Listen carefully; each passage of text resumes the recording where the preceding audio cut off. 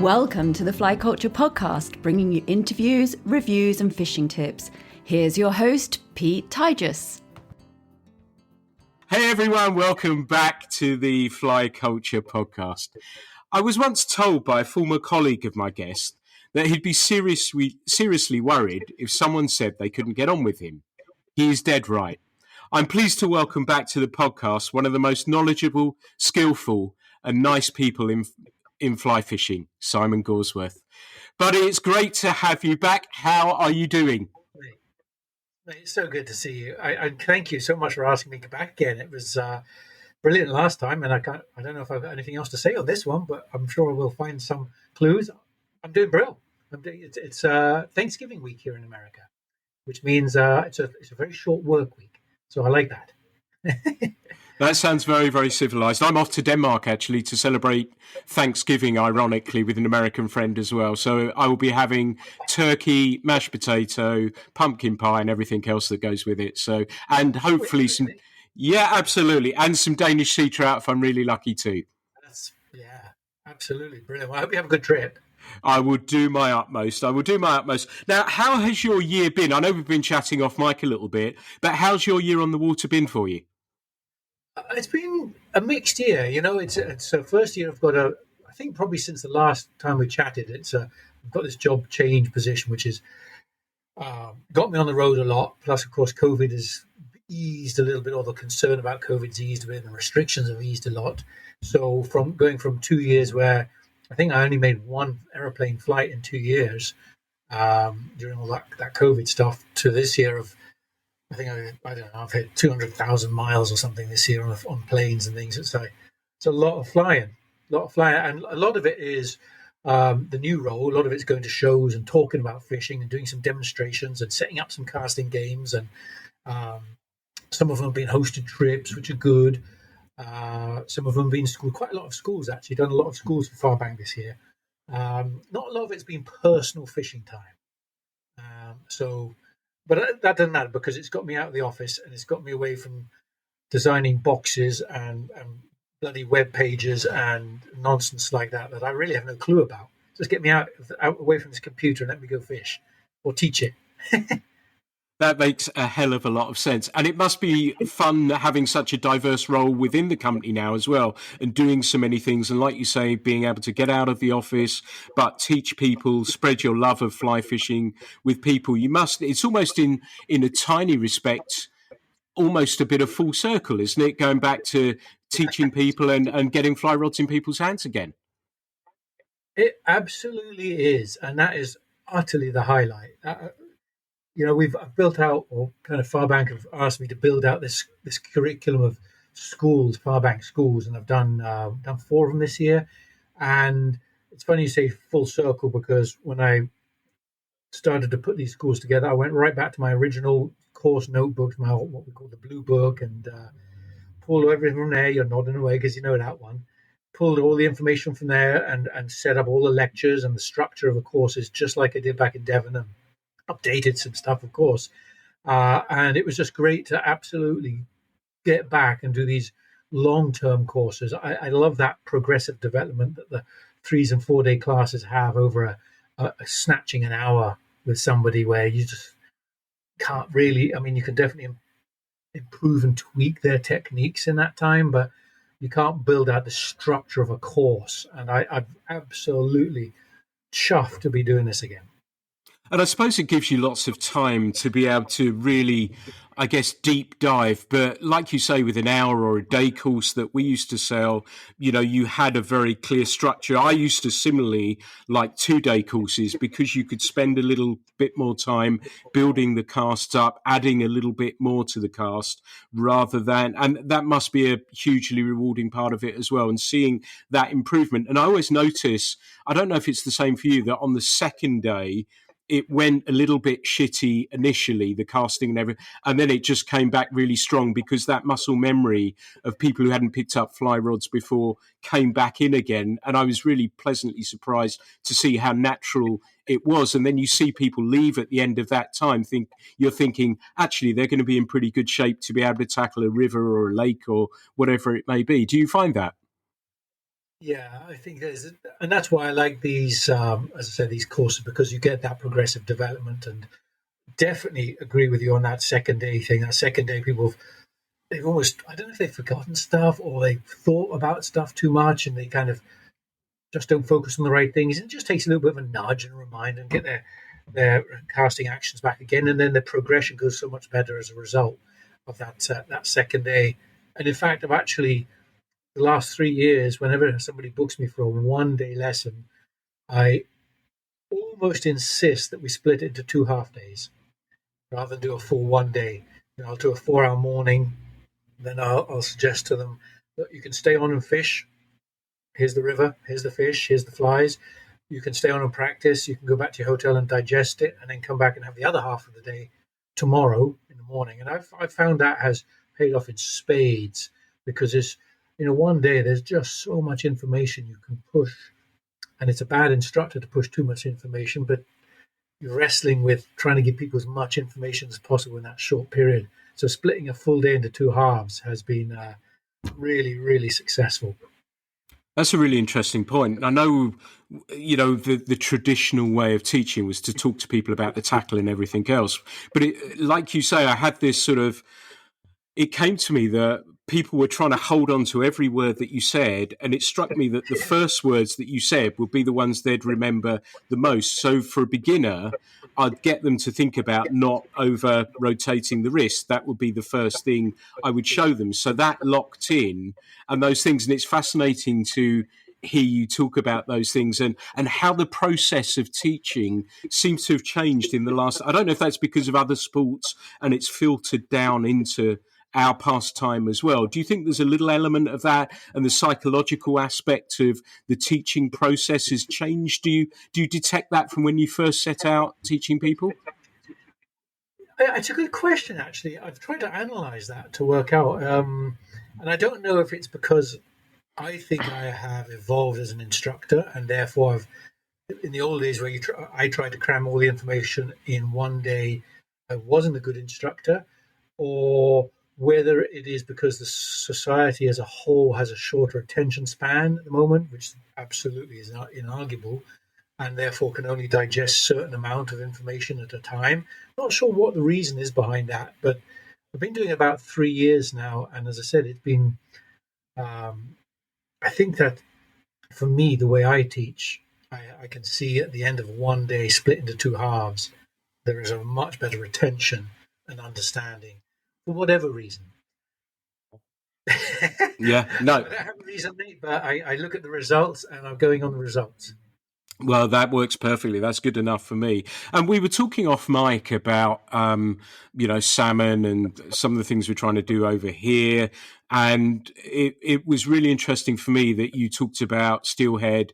And, last year you didn't chase steelhead at all. And what was your reasoning behind that? Well, the simple reason is the catch returns and the dam counts. They have dams on the river that count. People count the fish that go over, and so you kind of get a fair reflection on most of my local rivers. My local rivers here that I fish are all tributaries of the big Columbia, so they call them the Columbia Tribs. So the dam counts on the big Columbia dams give you a rough idea of how many fish are ascending the system, and you talk to fishing buddies about fish being caught and not being caught, and it was pretty doom and gloom. And to put it into perspective, I would say Christmas on my local river, which is the East Fork, about a mile from my house, that I've hooked steelhead in the past in October and November, but generally speaking, the better runs are around Christmas, peaking January, February, maybe March, and then that's the time to fish them. And so there was no fish coming over the dams, and people weren't catching fish, and I told my buddies, I said, this year I'm not even going to make a cast. I respect these fish too much, and who knows, I might not have a grab, I might not have interfered with any steelhead migration or swim because there were so few around. But I just felt it. I just wanted to respect the fish and leave them alone. And so I told my buddies that. I took that decision. It was pretty hard. I mean, there's one day when my fishing buddy here, he texted me, said, I got 3 today. Oh, shit, I can't believe you got 3 steelhead today. 3 wild steelhead. Yeah. And so I said, oh my God, he said, the river's in perfect nick. I'm going again tomorrow. You want to go? That was a real hard decision, but I stuck to my guns.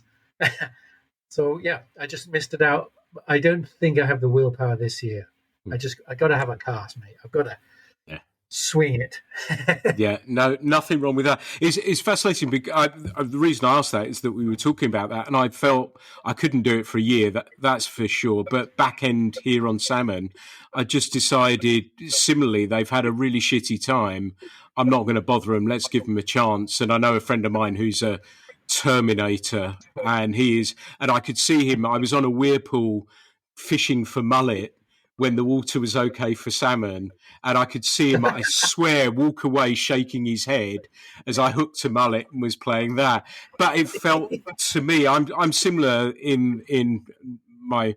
I guess I couldn't hang out a whole season, but to me it felt similar that I didn't want to do it, so I didn't do it. Not that I'm preaching it to anyone; it was just a conscious decision for me, and I think I'll continue to do that if we get these dry summers. But as a result, using the word dry summers, we've had sort of, I say an explosion, it may be the right word, but the continued growth, and I use the fish mullet as an example. Carp, I've had some fun catching wild carp sighted with flies, which was really good fun. Are you sensing that in the US as well? Are you seeing sort of people look at different species of fish and target those with fly rods too? Yeah, very much so. Although there isn't really any explosion of growth in that, there's always the fringe elements, and locations obviously a huge part. Like for the people who live in Denver, for example, I don't go over to Denver every year and teach a class on the South Platte, and that is a warm, shallow water, effluent sewage, all that crap dumping in because it's a city urban fishery, and I don't think I've ever seen a trout in there, but there's carp in there, plenty of carp. And there's quite a lot of people who go fly fishing carp because that's the fishery on the back doorstep, right? So location's definitely one. Where you live, there again on the Columbia here in the summertime when the water temperature is above 70, 72 degrees, right? There's no steelhead running. They go up the cooler tribs and hang out in the cooler tributaries. So the only thing that's around to catch are bass. There's a lot of smallmouth bass in that river, a lot of carp. And again, people will target those species. But I don't think there's really much of an explosion in growth. It's just such a big country that, you take the southern states, right? Bass is the predominant species. And to me, a bass is a side species. But when you live in the southern warmer states, that's the only species. And there's millions of people who target bass, not all fly fishermen, but that would be a fringe species. So I don't think there's an explosion in growth, but there's definitely an awareness, and there's definitely a lot of people who target the shad and the carp and the bass and some of the other smaller side species to what we would classically call a game fish. Yeah, nice. I guess ours is to do with the summer that we've just had. And like you say, it's not a huge country, so there aren't so many immediate alternatives that you can go find a cooler trout stream or do whatever. So I wonder if that has something to do with it. But it's been pleasing, and a podcast I recorded just the other day actually, that people are looking at pike more than they were do. And I said in it that I tipped my hat to grayling because that was the first thing where people were, and you'll know this well, that people were realizing there was a way to extend their season by going to target grayling during the winter as well. And I don't know if it's just a feed through from that people with social media and everything else can go and look at all these other species or the other species that we have that we can go chase when we can't chase trout, salmon, or perhaps sea trout. And it's been very pleasing to see. But I wanted to mention the quote I used at the beginning was from Mark Bale, who obviously you know incredibly well. And when I spoke to him during COVID, and he said that the growth that you were seeing at Farbank there was similar to when A River Runs Through It came out. I was just interested to know, has that sort of followed through? Are you still seeing that growth in fly fishing and it's continuing to come through? Yeah, in some ways, it is. And it's, I saw a survey yesterday, or 2 days ago, that was done by I can't remember the official government body, but they contracted, as they do every year, an independent research company to look at license sales to get a rough idea of how many anglers were buying license sales, right? Which is kind of the true metric. I know plenty of people don't fish with license, but it's the best metric that you have of people going fishing. And the license sales were down, I think, 5%, if I remember rightly, from last year. And when we look at it, we're looking at our tackle sales, which is a skewed one because, you know, for some reason your brand might be the popular brand for that year, so you get more tackle sales even when license sales go down, and vice versa. License sales might go up, and you're not the flavor of the month, and so your tackle sales go down. So it's kind of a difficult metric, but there's no doubt the license sales have gone down, and there's no doubt, as Mark was saying, that the COVID thing and the push for people to get outside and be away from people resulted in huge, prodigious growth, both in license sales and tackle sales. So the first year and 2 years of COVID, kind of once everyone got back to work, obviously everything had to shut down when COVID first hit, and so we didn't make any sage rods and we didn't make any Rio fly lines, so everything shut down. And then you're scrambling like mad because suddenly there's triple the number of anglers and you haven't made a fly rod for 2 months, and like, oh my God, back orders. So you can't increase your sales because you haven't got enough rods to sell to the demand. It was a bit of a mare, but generally speaking, just looking at that survey from the other day, yeah, I think the license sales have gone down, and therefore the number of anglers picking it up are slowing down. Right. That's interesting to hear. And as somebody who knew, I guess, a little bit about the boom, I've got this theory about the UK marketplace, and I know you've been detached in a small way from it, but ours, it doesn't feel as though the growth is there. But I wonder if part of that is that we've seen an erosion in anglers comparable to those that were part of that 70s and 80s Stillwater reservoir boom that we had. So we've been losing those through age or whatever that may be. Do you think that may be a reason that we've seen that? We're getting new people coming through, and I do my utmost to find them and help and advise as much as I possibly can. But do you think that might be a reason why the growth isn't so great in the UK? Because we had a spike in that time, and that spike's just flattening out a little bit. Well, there's definitely no doubt that that Stillwater boom of uh, God, yeah, 70s, wasn't it? 80s. I'm trying to think. Some of the great legends are there. Tom Ivans and who are the other great names that really popularized? Bob Church, of course. Arthur Cove, yeah. Clove, yeah, of course. So people like that who really got people inspired and went out lake fishing, fishing resies, and that certainly made it accessible and easy. And I think that definitely contributed to the boom. It'd be interesting to see if there's a similar survey in the UK now with fishing licenses, if the numbers have gone down. Have they gone down? Do you know? I don't know. I've not seen anything of late because I thought that spike for us was a little difficult.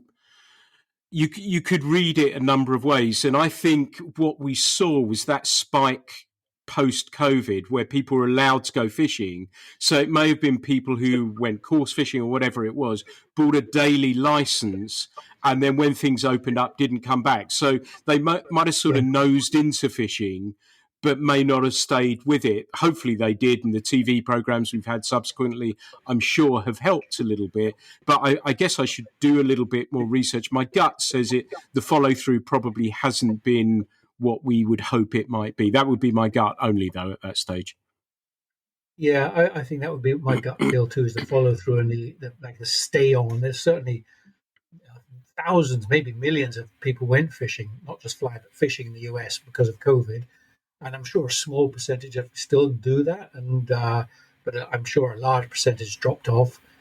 I know my local lake up where I fish here, you could go fishing there most days in previous years, and there's 3 or 4 anglers there, and maybe somebody on a stand-up paddleboard and a couple of kayakers just wandering around. And in the COVID years, there was 100-fold. There was 50 stand-up paddlers and 100 kayakers all zooming around because they didn't just use fishing as the outdoors. They were just people went outside and they went to this lake, and suddenly it's inundated with people. So everybody went outside. It was a good thing. Get people outside and experience the sport, and I get those industries also have seen a tail off because there's lack of follow through as people have gone back to indoor sports and less active pastimes.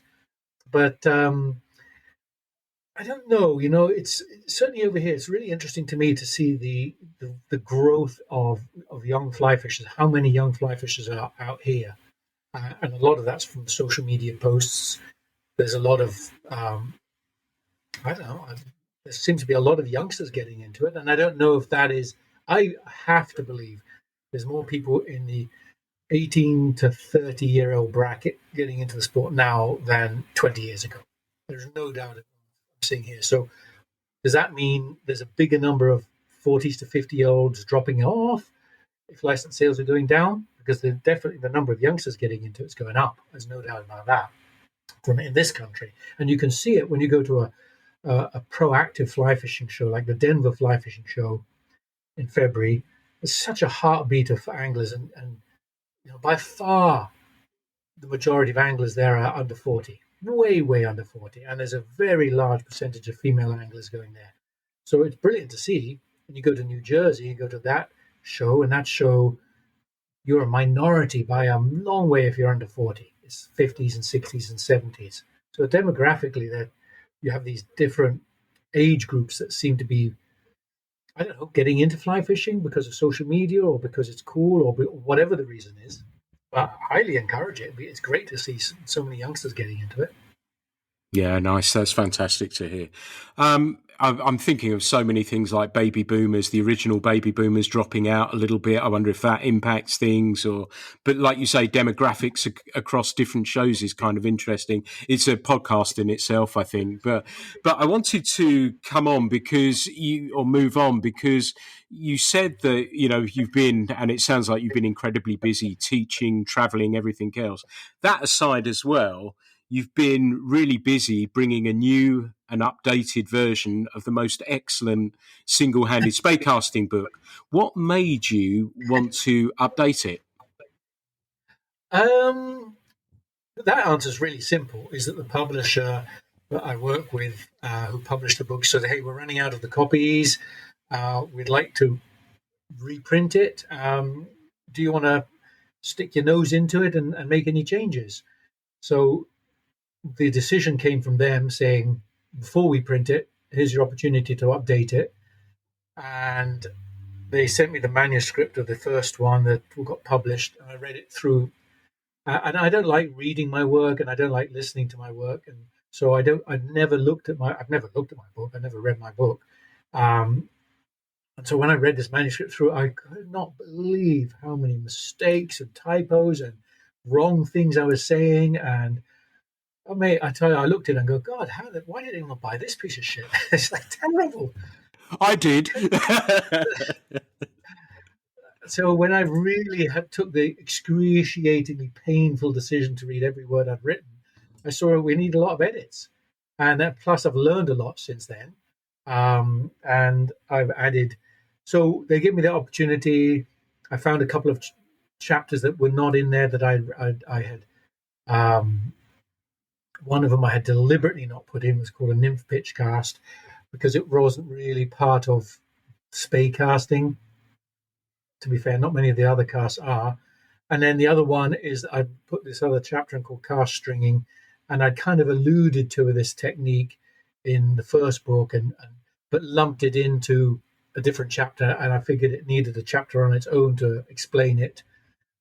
So I added some stuff, and then there was some of the photos in there were pretty poor because they were shot in some pond in Los Angeles with blue dye and just god awful concrete shit. So when I thought, right, I'm going to get a local photographer, a friend of mine, and pay him to take some proper photos. And so there was a lot to it. Lot of new diagrams, a lot of new photos, a couple of new chapters, lots and lots of rewriting. Nice. And I've enjoyed it. I've enjoyed the read, as I did the first time. Do you want to tell us a little bit to give listeners a little sneak peek inside about cast stringing? Do you want to tell us a little bit about the new chapter without giving too much away? Yeah. Cast stringing is, well, it's how my dad came up with when we were teaching fly fishing. We would have these advanced casting schools, and part of the advanced curriculum was to evolve casts. And very simply, in a nutshell, you take a part of one cast and take a part of another cast and put them together to create a unique cast to overcome a situation. So he called them cast stringing, or the technique cast stringing, and he called them Heineken casts because that beer, that commercial one, there was something like Heineken refreshes the parts other beers can't reach, and these were his paraphrase was Heineken cast can reach the other fish other casts can't reach, or something like that. So I thought my dad was pretty clever with that, but I love, from my casting perspective, I love the challenge of coming up with parts of casts and putting them together. And as I said, I alluded it to in the first book, and I've done a few videos on some basic cast stringing things. But this was the first time I consciously put a full chapter in that was dealing with what cast stringing is. But yeah, it's basically that. It's just taking, like, the easiest example, the very first one is you take a roll cast, and instead of going forward in a vertical stroke, you go forward on a side stroke. So you merge a roll cast with a side cast, and you create a roll cast with a side cut. Right? It's a legitimate cast, but it's pulling together two pieces of cast to create a third. That's what it is. If that makes sense. Absolutely. I remember that side cut from the Blue Book, the original one. So having read that one as well. But yeah, it makes perfect sense to me. And for listeners as well, that, you know, aside from buying the book, but why should, you know, people, I think when they think about spey casting, their natural assumption would be to think of salmon and probably sea trout. But anglers should have some spey casts in their armoury, shouldn't they? Yes. We need to say no more. Just yes. Yeah. You know, it's yes, and I like to expand on that because, and I quote this in the introduction or the foreword of my book or something. There was an incident, not an incident, but there was what really made it, what drove it home to me, the need to spey cast with a one-handed rod. I'd always done that, you know, because that was what my dad and I taught. We taught spey casting two-handed rod and one-handed rod. And the Bray, which obviously you know very well, is a river that requires a lot of roll cast and expanding into that spey casts and their various side family members. But I remember, I don't recall the year, but I guarantee it was somewhere in the early 90s, maybe 95, somewhere like that. I was fishing a qualifier, an England qualifier up in Derbyshire, one of the rivers up there, and you get draw this, 8 anglers go down this section of the water, and everyone's fishing this pool, and I see this one pool, and there's some fish rising, and I watch this one angler, and he's trying to cast, and there's a whole pile of trees behind him. There's fish rising about 40 feet away. It's a deep pool. You can't reach them from upstream, and you can't reach them from downstream. They're just too far away. And so he's struggling trying to make a cast to these fish, and he moves on because he doesn't get anywhere near these fish. And then the other angler's watching him. He goes in and does the same. He can't get anywhere near these fish. And I go down, a third angler here, and I just prop up a couple of little turbo spey casts up there. And I reach these fish. They haven't been fished for. I caught these fish. And it was my first England cap I got as a result of that. Qualified for England because of that. And I'm thinking, why don't these anglers make a roll cast or a single-handed spey cast? And that's because they can't. They just didn't know it. And so my first duty there really was to try and help the rest of the England teammates once we were in the team and get them into the single-handed spey casting so that they could fish pools like that. And it's as simple as that, is that it just opens up a whole pile of water that you can't reach with a regular overhead cast or a side cast. And again, I always say the same statement, you can be a salmon angler or a trout angler, a bass angler or a carp angler. It doesn't matter what you are. It is not the prerogative of a salmon angler to have trees behind them. It's everybody can have a point when there's an obstruction behind. And so everybody should be able to do a roll cast and therefore extend it into the much more technically gifted and advanced spey casts. Perfect answer. Absolutely perfect. And it's easy to think, isn't it, that you'd be using it for downstream presentations. And obviously you've shown that perfectly from a boat. And I can think of, I had one of these, it's a complete fluke, but I was bone fishing and I was at the front of a boat and in the Bahamas. And I remember that I can close my eyes and picture those bonefish sort of sitting in shallow water close into the bank. They spooked a little bit, but went down the side of the boat. I did one of your casts, the snake roll, sent it down the boat, and the fish only took the fly. I cannot believe how lucky that was. It was a complete fluke. It must have looked fabulous, but it wasn't. It was a complete fluke. But it just goes to show that these casts can be used in a variety of different situations, a variety of different ways. And I guess, as you've alluded to, the starting point of that is a good roll cast, isn't it? Yeah, exactly. If I'm teaching anybody in the spey casting world, I tell you, the first thing I always look at is their roll cast. Just make sure you've got a good forward stroke and understand the D loop and the train tracks and kind of understand the basic principles of it. And then once you've got a good roll cast, it's pretty easy to move to those basic spey families. And then it gets a little more difficult to go into those cast stringing, those Heineken, those Franken casts. That's definitely a different step up from taking a roll cast to a spey cast. But what you say there, you raise a really good point, because what's overlooked about the spey family is that it isn't only for anglers who have trees behind them. It is the fastest directional change there is, as you know, and in the case of your bonefish, right? I mean, I've done that myself many times. A bonefish has seen the same thing when you make a cast and there's more bonefish to one side or the other, and the quickest way to put your line from A to B is a snake roll or a single spey. And so that is the other part, is that you don't have to just have trees behind you. There is no faster way to change direction, whether you're bone fishing or bass fishing or salmon fishing. Yeah, absolutely. And I'm thinking this time of year as well, if you're not Euro nymphing, would something like a circle spey or a snap be a great way to bring your nymph up and send it straight back out for another drift? Yeah, so easy, so simple as well, and just avoids. It just holds everything. That water, especially on those casts you mentioned, that water just grips the water, stops them kicking around and unbalancing the outfit, and maybe risking it, hooking a branch, or just bad timing on a cast. The water makes it, just grips it nicely. So yeah, I would definitely add those for a little nymphing session. Yeah. And I must admit, I've switched from the Euro. I've been fishing chalk streams a little bit, and I've actually got some of that yarn that I fished with recently, and I've really enjoyed it. That casting aspect of it as well has been equally as enjoyable. Perhaps it may not be as devastating as fishing a Euro setup, but it's really good fun. And I've really, really enjoyed that the last few trips I've been out. So I think that's probably what I'm going to go for next. But you talked about your outfit and everything else. Should people, if they are going to be thinking about spey casting and everything else, should they be thinking about rods? Should they be thinking about fly lines as well? Yes and no. People get into this with different levels of passion, right? And their end result is different from Fred next door. But rods to a lesser degree, fly lines, you can make all these spey casts with any rod and with any of the lines that are out there.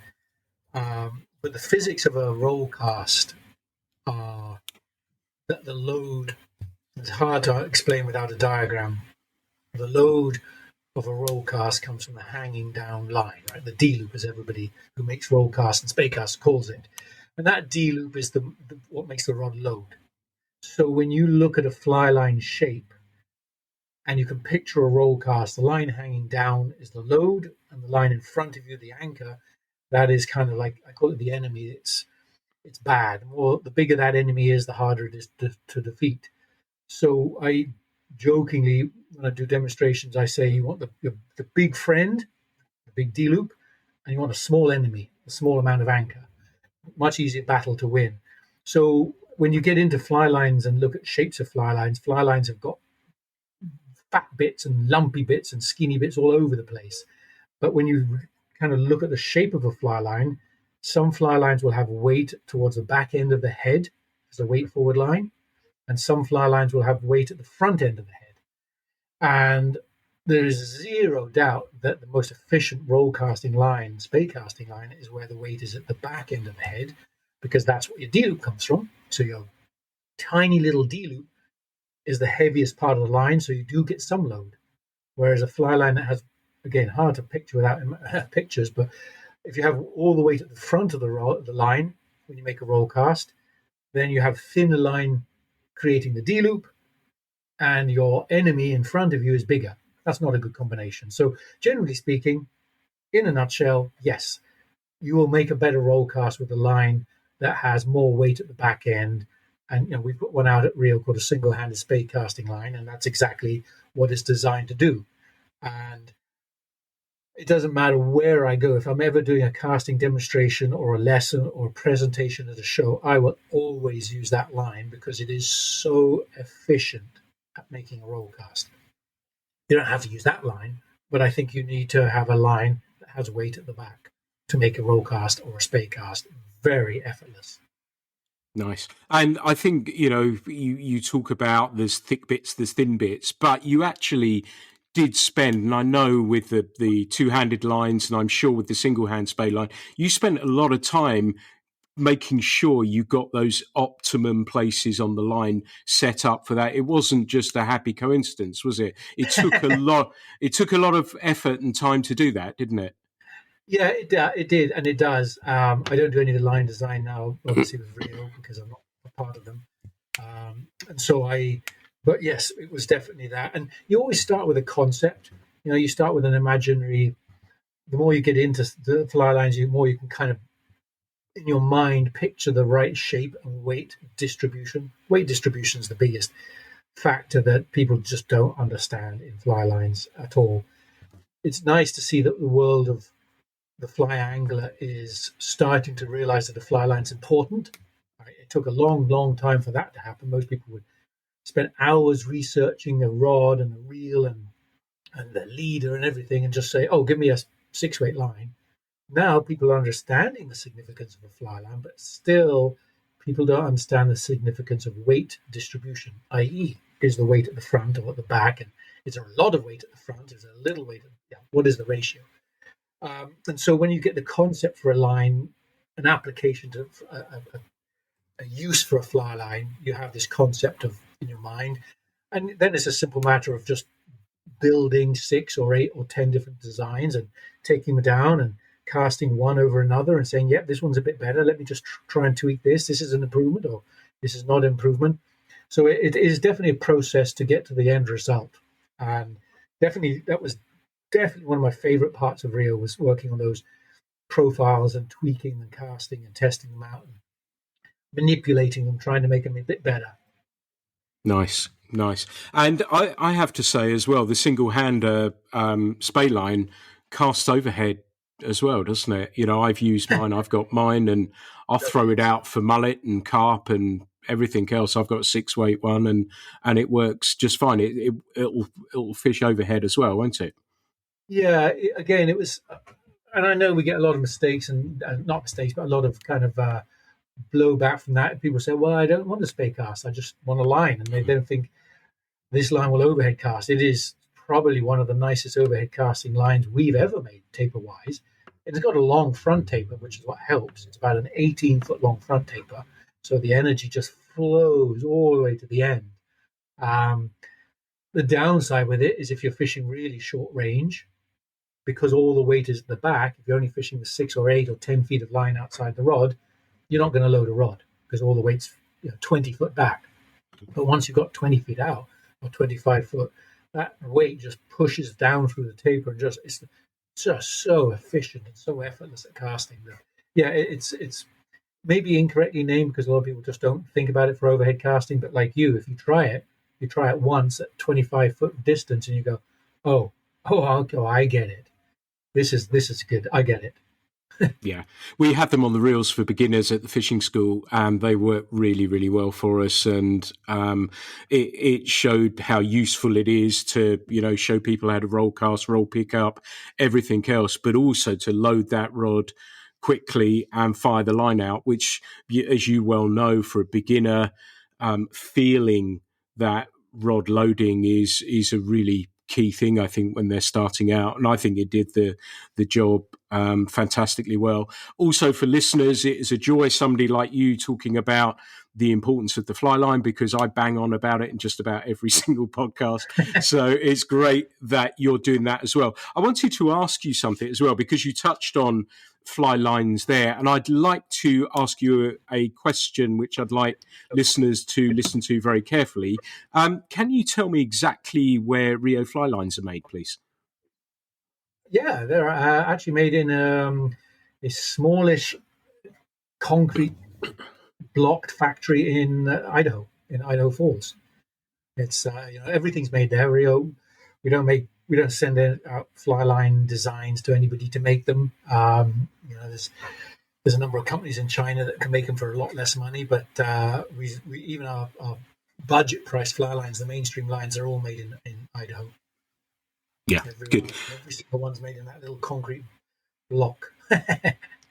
I tried to find it when I was in town with my daughter. I said, "Come, we're going to go and find Simon," but we never found it. So I don't know if it's a secret compound with machine guns and everything else, so that nobody can get at your designs and stuff like that. But I'll find it one day, I'm sure. But I'm glad that you've been able to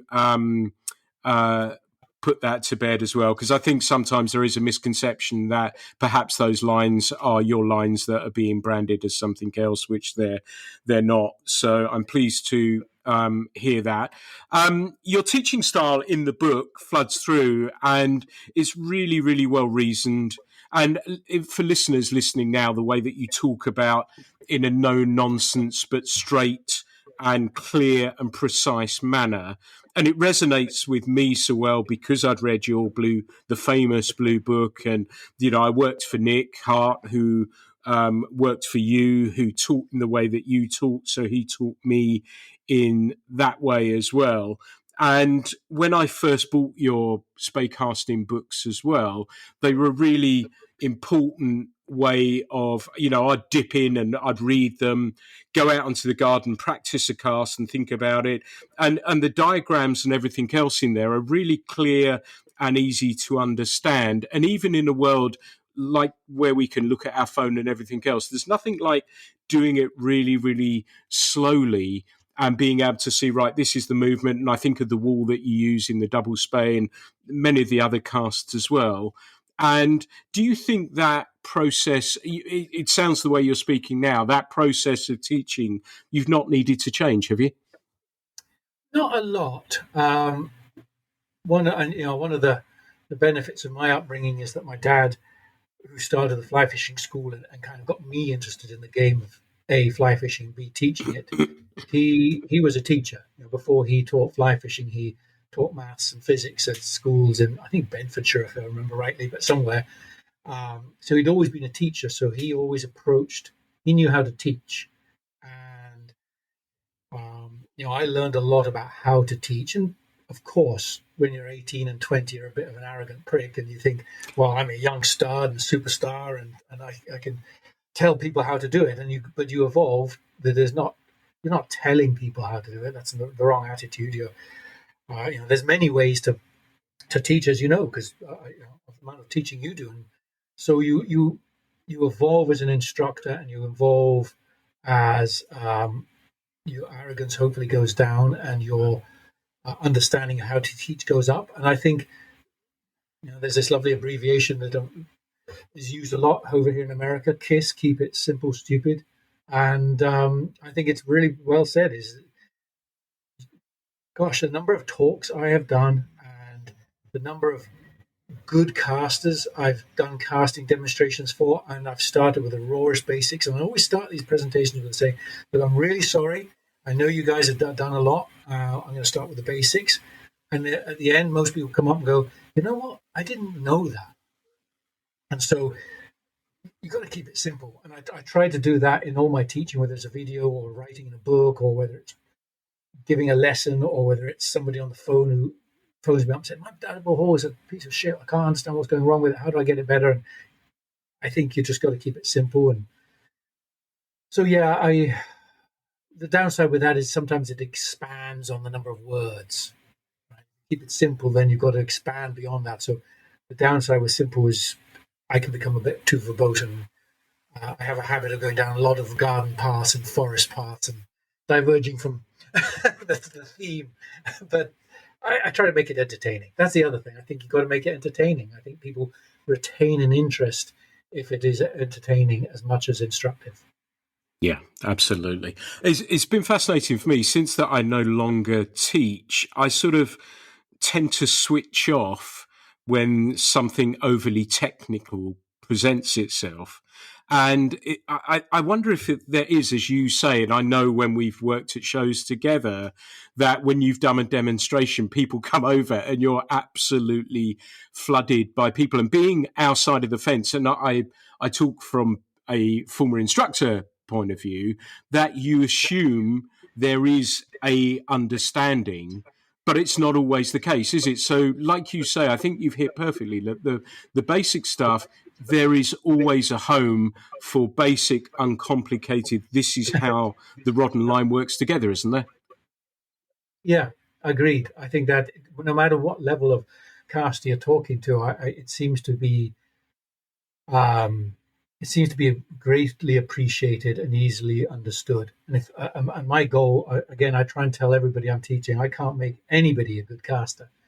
I can give them tools that they can utilize to become a good caster.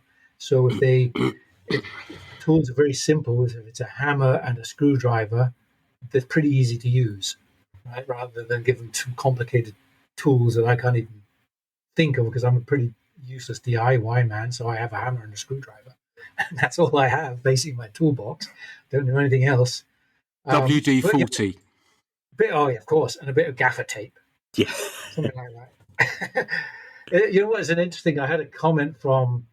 They sent that book out to some of the editors that are in America here, and I had a comment from one of them who had read the first book, and he said, "You know what? I read through the second book, and he said that little story you added about the man and the skeleton, that was so clever." And I go, "Really? That thing there?" And just how it was as stupid as I took a little Lego piece. I don't know if you know that piece that was in there. The tree and around the tree, yeah. So dumb and stupid. And I took a photo of a little Lego skeleton man, and this guy, he said this point really resonated by this man and the skeleton and the tree. I was like, okay, go back to simplicity.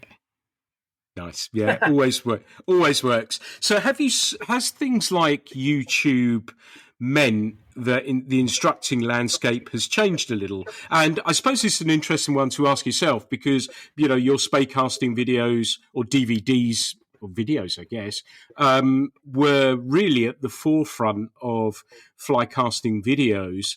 But do you think this has changed? Because I noticed that when people would come to me latterly, that they'd wanted some casting tuition, that they had a pretty good, and you're expecting, well, they're going to whack their wrist all over the place. They're not going to be able to load the rod. We're going to have to teach them to do that. And then they pick up the rod and you're thinking, wow, this is actually, and you ask them, and my question will always be, you're not one of these undercover people who are checking out to make sure that we're teaching properly, or where have you learned this? And it was often that said, well, we watched a quick YouTube video and that gave us an understanding. Have you detected that people are a little bit better informed about the casting process? Because you can go onto YouTube and learn, as DIY masters, we could learn to do anything, I guess, by watching a video. But is fly casting similar in that sense that people are getting a little better informed about what to expect and how to approach it? Yeah, very much so. It's a great thing. It's great to have those assets out there, and also just to have the fact that people are now utilizing those assets and going online to look at a video. I think it's great. I mean, I've taught plenty of people who've either watched my videos or watched John Hazlitt's videos or any of the casting instructors out there, Tom Larimer's videos, and they've all picked it up, and they've never picked the rod up, but they found these videos, and people are more prone. Like in the old days, if you wanted to learn something, boy, there wasn't YouTube, right? So right now, I'll do it if I need to unclog the bloody washing machine. Now, I haven't a clue how to do it, so I'll go to YouTube and I'll do it. In the old days, I wouldn't have done that. I would have called a technician in to do it, or some kind of repairman to do it, because I didn't know what else to do. So a lot of people are utilizing that videos, and social medias get helping out, right? Because you can get these little clips now on Instagram and Facebook now that are taking YouTube to a different generation of people. But yeah, I love it. I love the fact that there are so many resources. It does create its headaches, because there's a lot of styles, and you and I hate styles as a term, but there's a lot of styles out there. So people will watch 5 videos and have 5 different styles, and they'll go, I'm so confused because I don't know what should I do. So there is a little of that, but on the whole, I think it's one of the best assets you can have is go onto one of the video channels and just speak it out and find out what is it you want to learn, and check it out there. I'm all for that. Nice. Yeah. And you mentioned John Hazlitt, who's been on the podcast as well. And that brings us, segues beautifully, the trout spay video he did with you featuring in it as well. People need to search, because even if you're not interested in trout spay, you've got to watch it, because it is absolutely fantastic. It's very, very amusing. But that brings us nicely along, because I saw one of the schools that you took was for trout spay.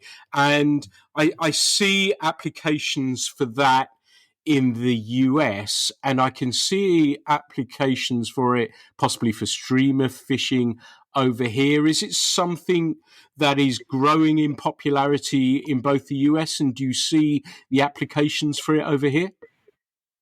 Yes and no. Yes, in the US, it is absolutely mega huge at the moment. It's become the latest trend. 4 years ago, 3 years ago, it was Euro netting, and 5, 6 years ago it was Tenkara. But people like trends.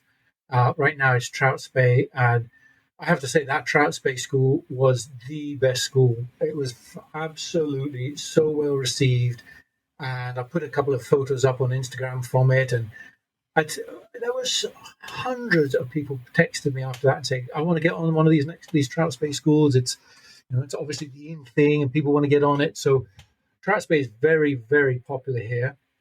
It's very appropriate here because some of the rivers are enormous. They straight after that trout school went to the Yellowstone River and fished there with one of the other instructors, and the river it's a 95-foot wide cast. It's way wider, but a 95-foot cast to get to the seam to swing through. You can't do that with a one-handed rod.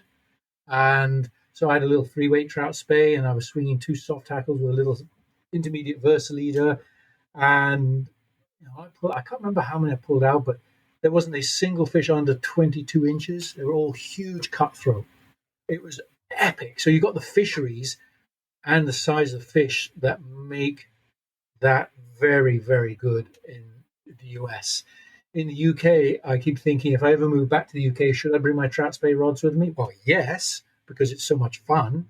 And yeah, if I was back in the Torridge, I would put a couple of little spiders and swing some spiders down there.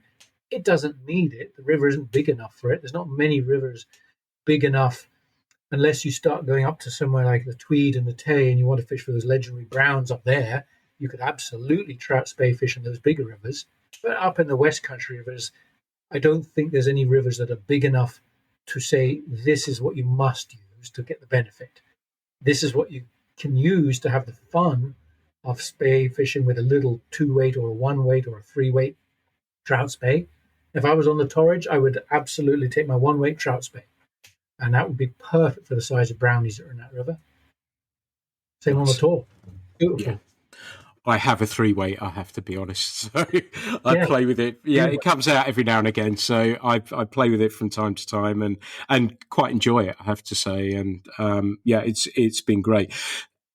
As we're off season at the moment, a question, I know the answer to this, but and again, it's something else I try and get listeners to think about a little bit, because if you can cast better, you can fish better, and you don't think about it a great deal. Is fly casting something that you practice? And if you do, what drills would you suggest to listeners just to keep themselves fresh and ready for when the new season's underway? Oh God, yeah, great question. And obviously, there's no doubt the answer is yes. Practice is essential, and you can liken it to only single recreational sport or playing a guitar or hitting a golf ball. Right? You can't pick up a guitar for the first time and go and play some AC/DC. You've got to practice so bloody hard to become that good if you can have will. Casting's no different. It's a skill, right? Catching fish isn't a skill; that's the lark. When people ask me why do I like casting so much, is because it is the one thing I can control in fishing. I always use that line. I can't control whether the fish eat the fly or not. I can control whether I get my fly to the fish. That's my skill. That's my practice. And um, I'm kind of semi blunt with a lot of people I teach when I'm casting, maybe a bit rude, and I somehow get away with it. Maybe it's my accent here in America, but I'll tell people, if you make the same casting mistake 3 times in a row, you're an idiot. You shouldn't do it. You should watch, and if you make a mistake, you have a tailing loop. If I've already told you how to create a tailing loop and how you get out of it, then if you're just practicing and you suddenly get a tailing loop, you should see it. And you should say, oh, I've just tailed my loop. Now, what should I do to get out of it? Or what did Simon say? Or what did my instructor say? Oh, yeah, they said smooth out the casting stroke, or start slow and finish fast, or pull in some of the running line of the weight forward, or whatever the problem was. And I use the term, I say, practice with thought. I do less casts, more thinking. That is, to me, the most important thing in practicing, is you don't just get up there and become a metronomic puppet, just going, because you're not thinking. You're not getting anywhere. So I think people should, when they practice, and it's the same with me. And I use the guitar because I'm trying to learn some guitar. And same with me. If I need to slow down and do less practicing and more thinking and more carefully positioning, and making the strum before I try and whiz through it and shred, because I can't shred. Perfect. No And shredding. yeah, and the other thing as well, yeah, go shredding. The other thing is not to yank so much line off the reel and try and cast it to the horizon, is it? Concentrate on fishing distance. That's pretty key, isn't it? Oh my God! Yeah, that's the man versus the woman. Now, the man, you'll pull up and he'll rip off 50 feet of line and try and cast it, and doesn't get to the backing, but they'll still pull off another couple more feet. That's hilarious. And the women won't do that. It's brilliant. But yeah, absolutely. Practice with a very comfortable length. Again, just like the guitar, but just practice it A chord until you got it before you go on to try and do an A and an E combo. Nice. That sounds perfect to me. I'm a terrible keyboard player as well. So funnily enough, before I came on speaking to you, I've been playing. I'm still terrible, but I'll keep trying anyway. And I wrote something recently. Actually, I saw a band that means a lot to me, Level 42, and their keyboard player is my hero. He's my keyboard hero.